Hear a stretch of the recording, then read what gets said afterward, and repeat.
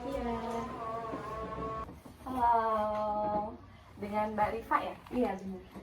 Oke, sebelumnya saya izin memperkenalkan diri dulu ya. Iya. Nama saya Rizkia.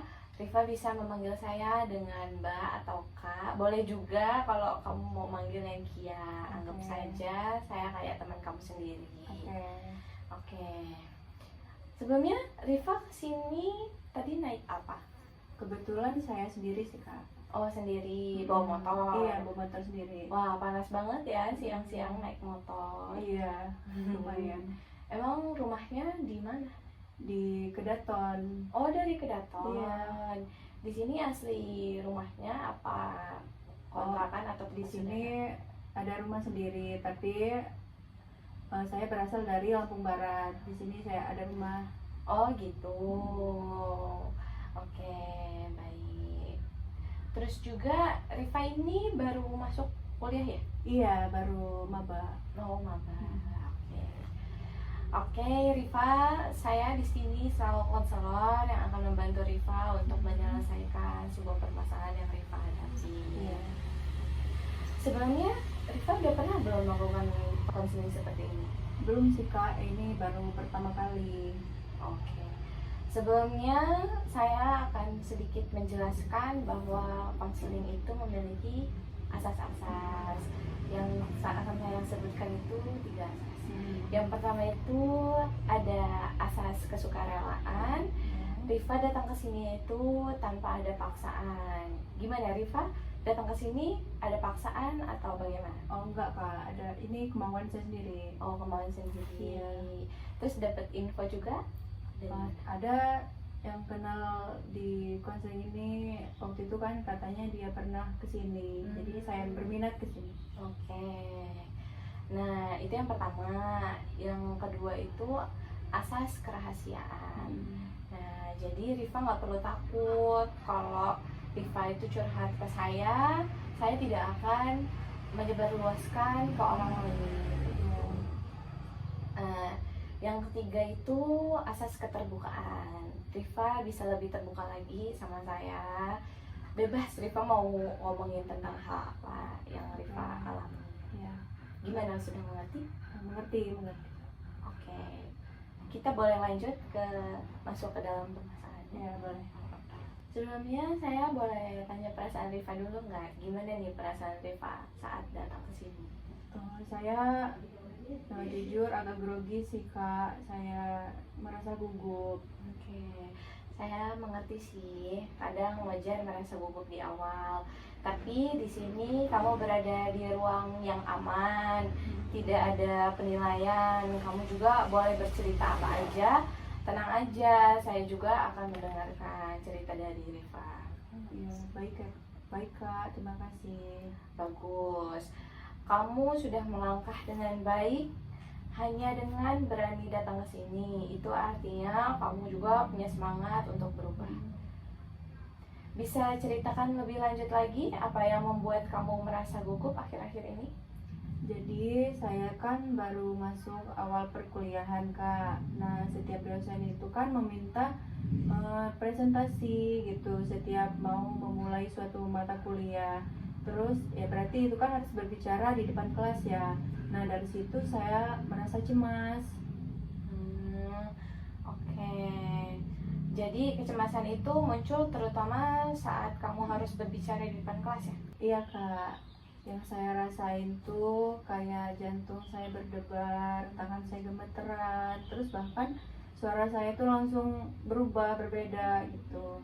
Nah, saya jadi ingin menghindar dari presentasi tersebut. Itu pasti nggak nyaman banget ya. Kalau boleh tahu tuh kapan pertama kali kamu merasakan hal yang kayak gitu? Sejujurnya itu sejak SMA sih Kak, tapi di kuliah ini jadi saya lebih sering karena dosen saya itu kan sering meminta presentasi ya di awal perkuliahan. Jadi sudah ada sejak lama ya, dan sekarang semakin terasa. Saya mengerti sih. Iya Kak. Oke. Kalau kita bekerja sama dalam konseling ini, apa yang kamu harapkan bisa berubah dari diri kamu? Saya ingin berbicara di depan kelas sih Kak, tanpa ada rasa takut yang berlebihan gitu, tanpa saya ada merasa kayak grogi, cemas gitu. Jadi tujuan kamu itu agar bisa mengurangi rasa cemas dan lebih percaya diri saat presentasi ya? Iya bener Kak. Oke. Menurut kamu tuh jika tujuan itu tercapai, apa dampak positif yang akan kamu rasakan? Mungkin saya lebih lancar itu Kak perkuliahannya. Jadi nilai-nilai presentasi saya juga bagus dan saya tidak takut saat dosen itu menunjuk saya gitu. Oke, itu tujuan yang baik dan realistis.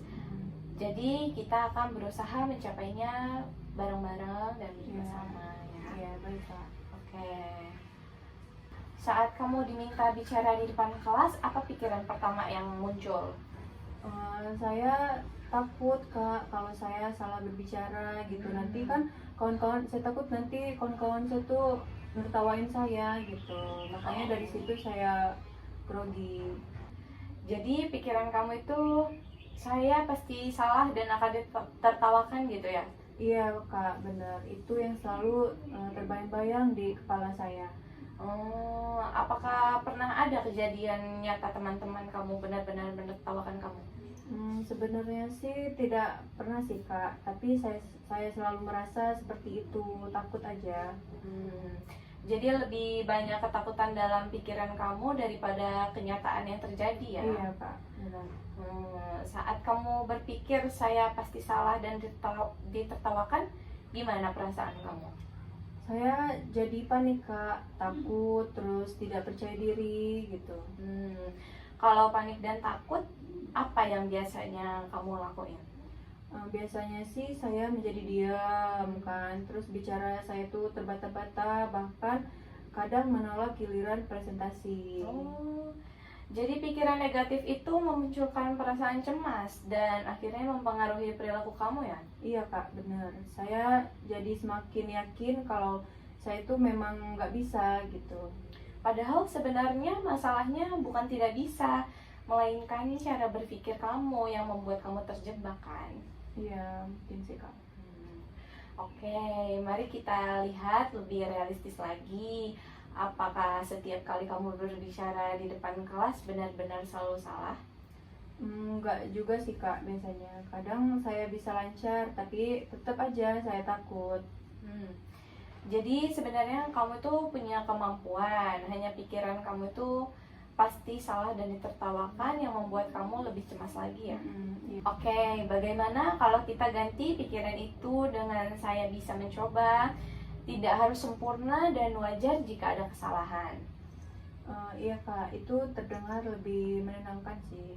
Nah, setiap kali pikiran lama itu muncul, coba ucapkan dalam hati pikiran baru itu. Semakin sering kamu ucapkan dan dilatih, semakin kuat juga keyakinan baru di pikiran kamu. Ya, baik Kak. Selain mengubah pikiran, kita juga bisa melatih perilaku. Menurut kamu, apa langkah kecil yang bisa kamu lakuin? Mungkin latihan berbicara di depan cermin sih Kak, setiap saya di kamar gitu. Oh, bagus. Latihan di depan cermin juga bisa membiasakan kamu melihat ekspresi dan suara sendiri. Kamu juga bisa coba merekam suara atau video, terus kamu tonton lagi gitu di HP. Iya Kak, saya bisa tahu bagian mana yang perlu saya perbaiki gitu. Selain itu juga kamu bisa mulai latihan di depan teman dekat supaya terbiasa berbicara di hadapan orang lain. Apa Rifa punya teman dekat? Punya? Oke, kalau begitu bisa dicoba sama Rifa. Iya kan saya coba sih Kak. Oke. Baik, untuk tugas rumah minggu ini coba kamu lakuin 3 hal ya Rifa. Yang pertama itu ada latihan presentasi selama 5 menit di depan cermin setiap hari. Lalu yang kedua itu rekam sekali presentasi singkat kamu, terus evaluasi sendiri. Terus yang ketiga itu ada mencoba presentasi di depan teman dekat minimal 1 kali. Catat perasaan kamu juga setelah melakukannya. Bagaimana Rifa? Bisa kamu lakukan? Oke, bisa Kak. Akan saya usahakan dari sini nanti. Oke, bagus. Jangan khawatir ya jika kamu nggak sempurna. Yang penting konsisten Rifa untuk mencobanya. Iya Kak. Oke, dari sesi kita hari ini, apa hal penting yang bisa Rifa dapatkan? Saya sadar kalau rasa takut saya itu lebih banyak berasal dari pikiran saya sendiri Kak. Kalau saya ubah cara berpikir saya, mungkin saya bisa lebih ngerasa tenang gitu. Betul sekali, pikiran kamu itu mempengaruhi perasaan dan tindakan kamu juga, Rifa.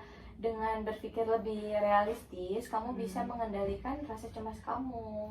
Iya, saya juga merasa punya harapan Kak, karena ternyata saya tuh kan tidak selalu gagal ya, hanya belum percaya diri aja. Iya, benar. Itu refleksi diri yang sangat baik sih. Iya Kak. Oke. Oke, Rifa, terima kasih sudah berani terbuka untuk hari ini. Saya juga bangga karena kamu mau mencoba langkah baru. Ingat ya Rifa, keberanian itu tumbuh dari latihan, bukan dari menghindar. Iya, terima kasih banyak ya Kak. Saya dari sini jadi lebih optimis sekarang. Oke, sama-sama. Kita akan bertemu lagi untuk melihat perkembangan Rifa di minggu depan ya. Jangan lupa dikerjakan tugas rumahnya. Oke. Baik Kak. Rifa juga tetap enjoy dan semangat juga. Jangan dijadiin beban ya semuanya. Iya. Harus dijalani. Oke, sampai jumpa dan semangat terus ya Rifa. Kak. Terima kasih Iya. Rifa. Terima kasih ya Kak. Iya, sama-sama, hati-hati di jalan ya. Iya.